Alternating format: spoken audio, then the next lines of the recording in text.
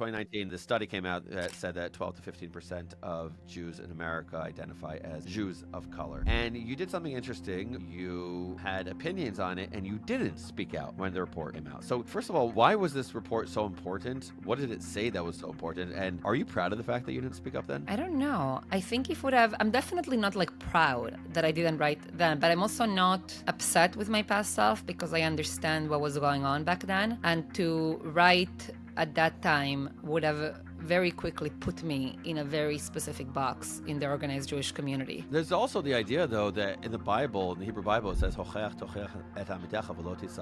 which means you should give reproach, you should reproach your brothers and sisters, but you have to do it in a way that essentially they will hear. So it's also the case that 5 years ago, if you shared an idea that was the same idea that you have now, it might not have been the right time. So there's no value in offering rebuke if the person listening isn't interested to hear what you have to say, or if the undecided voter isn't interested in what you have to say at that moment. I think back then to have spoken out against this, I don't know. I think it would have been good for the discourse, but bad for me, if that makes sense. And I'm just honest about that. It's funny, someone texted me, a friend, and she was like, oh, Michal, you've been talking about this for 5 years. Glad you finally wrote the article that you wanted to write 5 years ago. And I'm like, ouch.